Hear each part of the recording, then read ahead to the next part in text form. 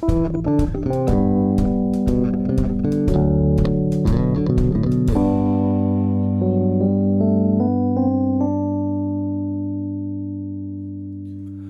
up, viewer?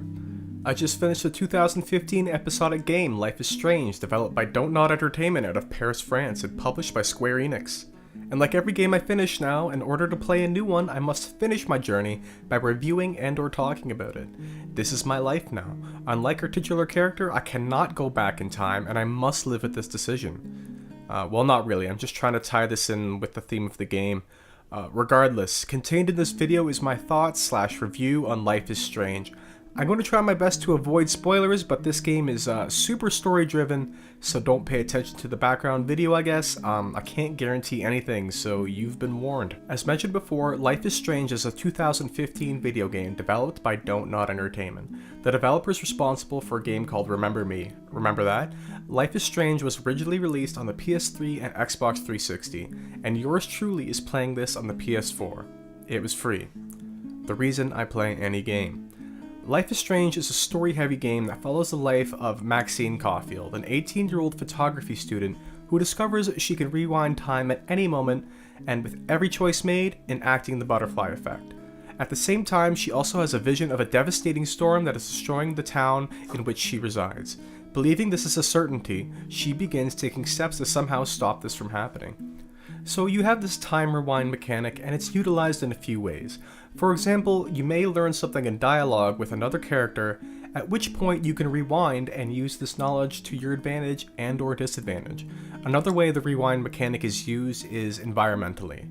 Perhaps you need to get somewhere locked and you have to force your way inside. When inside, you can rewind time to reverse the damage done to the lock. Voila, no harm done. Life is Strange capitalizes on the teenage penchant for drama and exuberance, and I feel that's what makes this game so enduring to audiences. It's relatable, well, perhaps not in the way of some of the game's plot lines, but more so in the way that, at least for some, those days in a young person's life feel like the beginning and the end, the be-all and the end-all, do or die, best friends forever. You get what I'm saying.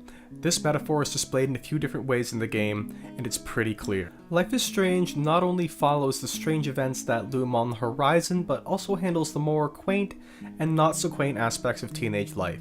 Dating, bullying, elitism, crime, friendship, family, and growing up most of all. You get to know a small cast of characters, adults and students alike, and your choices influence some of their lives in small to major ways. Without giving too much away, some small choices can leave potentially life-altering consequences to others. This game is good at hiding what means more later on in the game, so each choice you make feels important. You may obsess over watering your plant or signing a petition. Every choice will linger with you whether or not you decide to go back on that very decision. Some decisions are not worth this extra thought, while a select few are. It's in the nature of the video game that it must end a certain few ways, so expect there to be a few threads that have no binding to the end whatsoever. It really is your personal connection to them which makes them important. This is a slow-moving game. You won't be using any cover mechanics or sprinting or jumping. This sometimes feels limiting, but it is mostly appropriate. Speaking of appropriate, the sound design easily nestles itself in. Rolling cars, wind, and chatter in the hallways all feel very real, and it's all wrapped up in this nice, mostly acoustic music. I found myself grabbing my cell phone and shazamming it to find out who the artist is, and to listen to it again. There are some surprises from some artists in there that I actually already knew, and also listened to in high school, a billion some odd years ago, so it all felt poignant and nostalgic for me.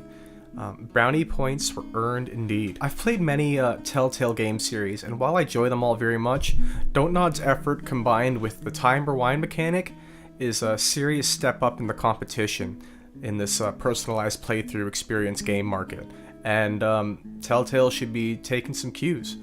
It's not all roses and butterflies, however. Although I didn't mind filling the shoes of an awkward teenage girl, some things in this game are a little off-putting. While the voice acting is mostly awesome, the lip syncing is consistently bad. It's a small thing, but with the way this game tries to make some things real and heavy, this sort of thing can take you out of it a bit.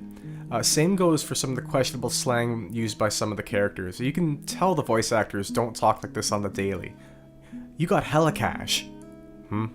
Okay.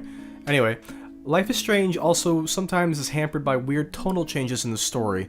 The discrepancy between the highs and lows are sudden sometimes, and perhaps more padding could have been used to heighten the tensions leading up to an event. I may be wrong about that though, and I probably am. Due to the nature of this type of game, as you might expect, it's pretty replayable. It was my immediate thought upon completion of this game. It said it's about the journey, not the destination, and that couldn't be any more true of Life is Strange. Initially, I was unsure whether or not I was going to complete this game, but by the end of the first episode, I was hooked.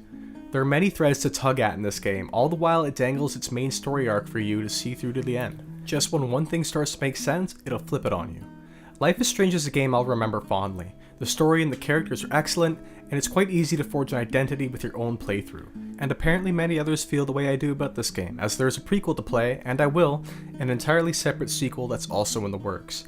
If you're a fan of paranormal TV and slower paced games, I don't see any reason not to take the shot. I had a fun time and you might too. Rating this an 8 out of 10. Cheers. In